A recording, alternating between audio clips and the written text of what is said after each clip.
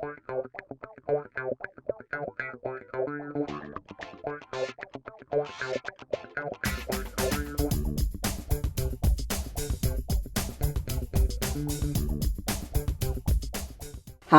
it's Sandy Parker, and welcome to Crafting for Almost Everyone. Today I'm going to show you my finished fan cells project. I hope you'll stay tuned. Well, I could have said diamond paintings, but you know me, I don't just do diamond paintings. I do a lot of diamond projects that aren't paintings, so I'm going to call them diamond art. That's my new terminology. We'll just call it that. The first thing I want to show you is this little snowman purse. I think he's adorable. Fun, cute, isn't he? He's pretty big.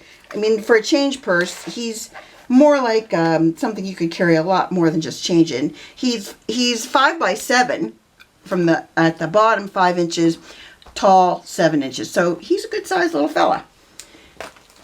Then we get into my journals, and you know how much I really love making these journals. They're so fast and so easy, and I just think they're the greatest.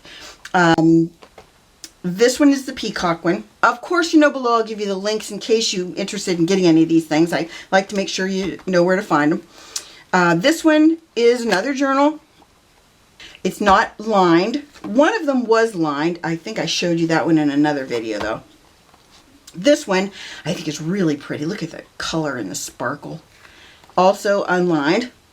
Then I got this little zipper bag. I thought it would be fun to carry like markers or something in. I mean, obviously this is bigger than you would carry this as your purse, but I thought it'd be fun to put my art supplies in something like this. So it is, because I like to tell you sizes, it is 6 inches by 8 inches. It's 8 inches wide, 6 inches tall. Fun. That's those. Then we're going to get into the actual paintings that I did. The first one, this one is owls. Oh, I just love this one. I think it's just so sweet and adorable. Just so cute. Anyway, owls. This one is the one I did for Rich. I haven't decided, ooh, got some excess. I dumped a bunch of diamonds and they went everywhere, of course, you know, as they do.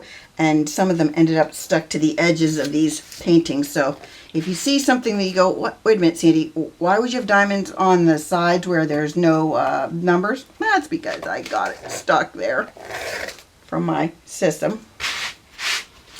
This one I think is so cute. I mean, I don't know. I think all of them are cute. This one is by far my favorite. I got this one specifically for me. I will tell you this, though. Most diamond paintings, if you get their standard size, most diamond paintings are 30 by 40. That's the size of the canvas. It's not the size of your painting. So when you're shopping for these, here's what I'll tell you.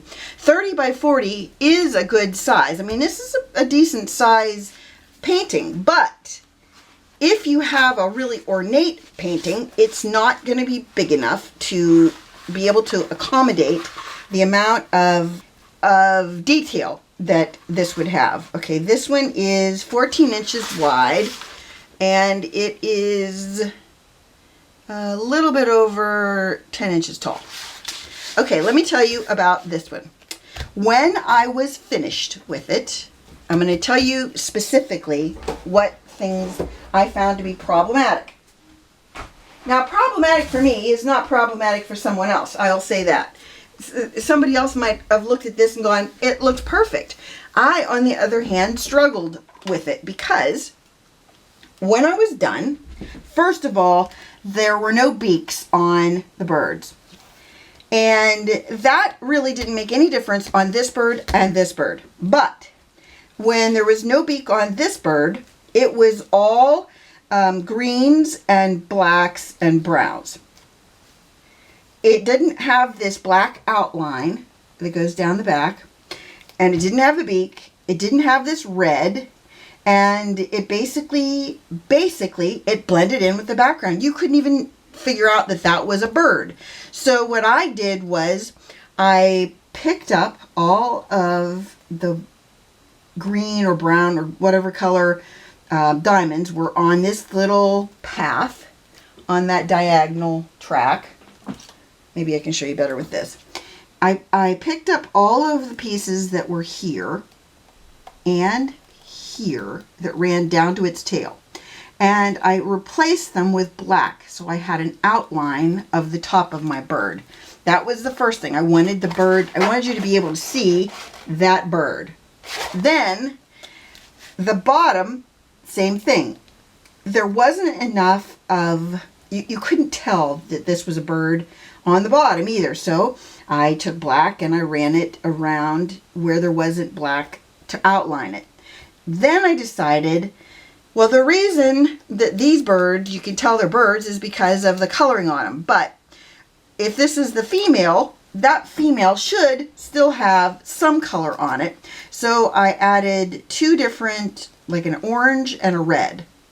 Then I decided it needed a beak. And then when I decided it needed a beak, then I decided I had to make these into beaks too. So I gave everybody beaks. And then this bird actually turned into a bird. Before that, it really looked like it was just the background.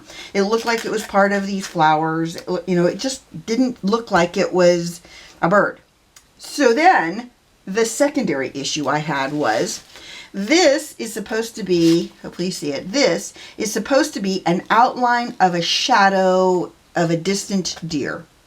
When I was done, this did not look like a deer. I don't know what it looked like, but it more looked like a blob than anything else. And that bugged me. So in my head, I decided, well, if I was, you know, doing a vague image of a deer and I just kept picking up diamonds and changing them out until I had what I thought looked more like an image of a deer. I could still add a little bit more right in here, but it's enough of a deer now that I'm happy with it. So that is my favorite of all of them. When I saw it originally, I knew I had to make it. It just was everything I wanted. Also, this is the most sparkly of all of them. I don't know if you can, I'll turn it just a little bit and you can see how shimmery those diamonds are. They're just gorgeous. And I really, really love this and was so, so happy with the results. So what I'm going to tell you right now is, if you think a 30 by 40 is going to work for you, that's great. But remember, if you have a really ornate design like this one, that you really have to, if I was looking for this again, in a 30 by 40 image, I would probably shoot for something that only had maybe 2 things in it, so that I could really have them be detailed.